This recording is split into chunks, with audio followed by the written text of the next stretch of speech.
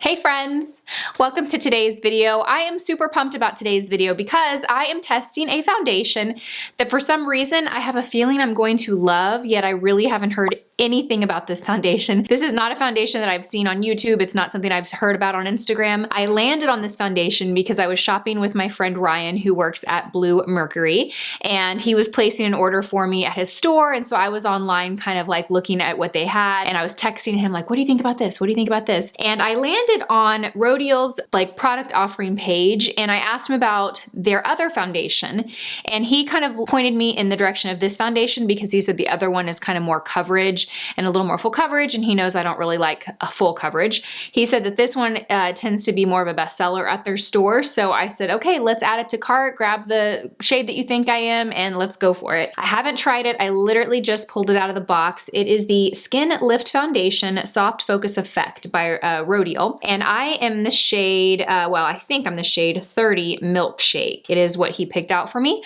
I'm super pumped to try this, and I don't know why, because again, I don't really have any expectations of it. I did pull from their website because I wanted to kind of give you the 411 on this foundation, as I do with all my foundation reviews, so I'm just gonna read from my phone.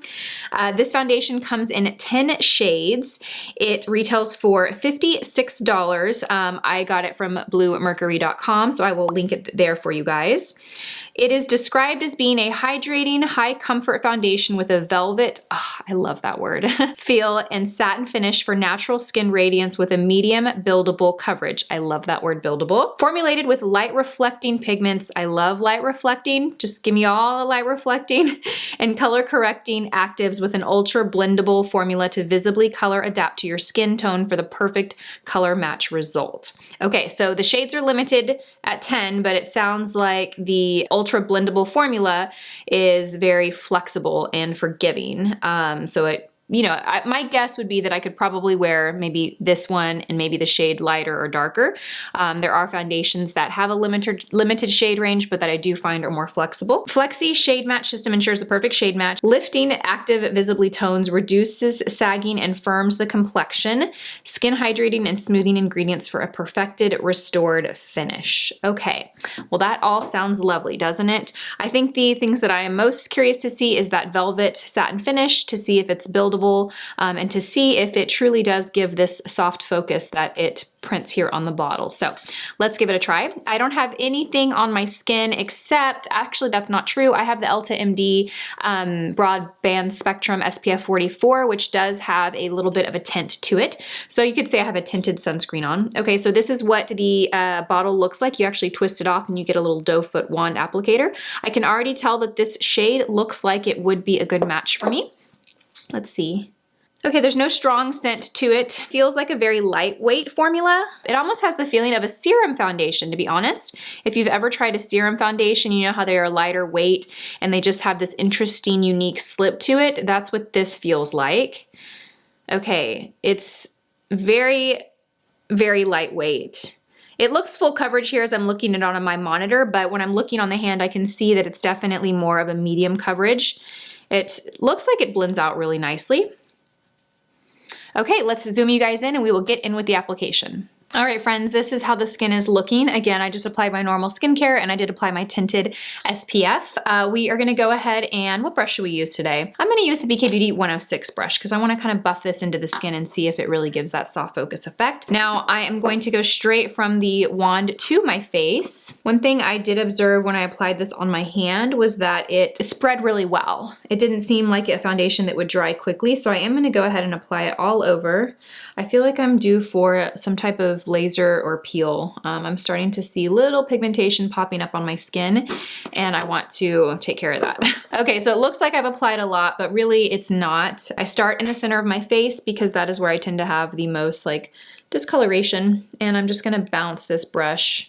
Wow, okay, so it blends out really easily and quickly. I think the shade is a little light. I kind of wish I had gotten one shade up. I might see if Ryan can swap it out for me. I mean, this one could work for sure because I always add bronzer, but it does look a little lighter, and going into spring and then into summer, I definitely will feel like I need a darker shade. Okay, this blends out really nice, you guys. Very quick and easy. It's very thin and it spreads really well. At first application, I definitely would not call this medium coverage. I would say this is kind of on its way to medium coverage, but I also, again, did not apply a lot. My tips for foundation is always start with less than you think you're gonna need, and then go in and add and build where you need it, because we tend to go in with too much foundation right off the bat, and then we look at our skin and wonder why our makeup looks cakey, why things are settling in our smile lines, why, you know, foundation is migrating there or migrating around the nose or settling in our pores. Sometimes it's really just a matter of applying too much product and then of course using the wrong tool to apply it. So I am going to go in and I'm going to add a little bit more,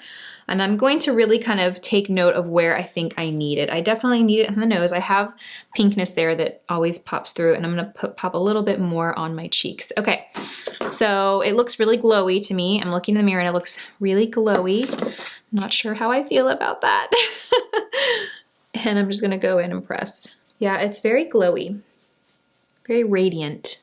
When I hear the word velvety in a description, I kind of think of like more of a matte finish, kind of more of a, maybe a satin finish, but not shiny, if you know what I mean. Almost like the La Mer foundation or the It Cosmetics Your Skin But Better foundation. And this definitely has more shine to it. It is really nice. I don't know that it's nice for my skin because I have a lot of pores and I feel like it has kind of made those pores more noticeable. Yeah, I think so. But you know, let's give it some time. It has literally been 5 minutes. Refrain from judging this foundation. Okay, I'm gonna go in with concealer. I'm gonna use the Pat McGrath Skin Fetish Sublime. What is it called? My favorite concealer, I should know the name, and I'm the shade LM9. And I'm gonna pop this under these dark under eyes, and we're gonna blend that out.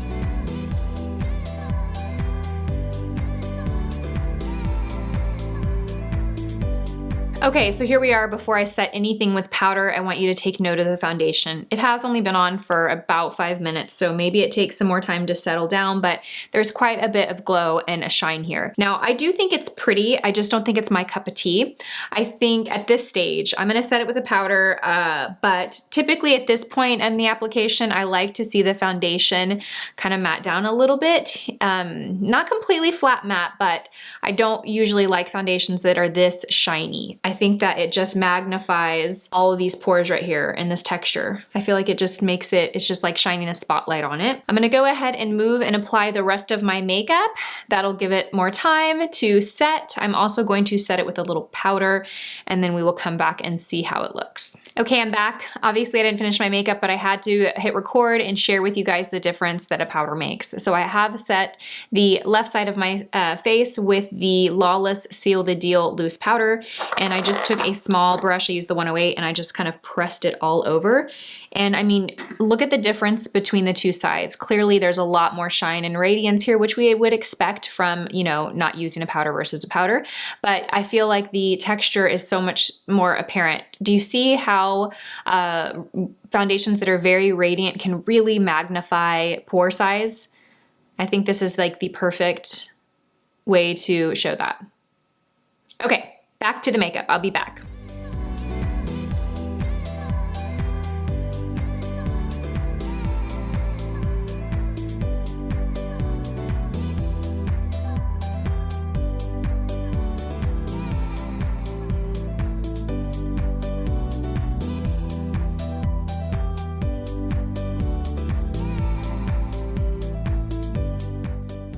Okay friends, we have the makeup on. Foundation has been on for a good solid 45 minutes. I applied the makeup, I ran downstairs and took care of a few things that I had to do.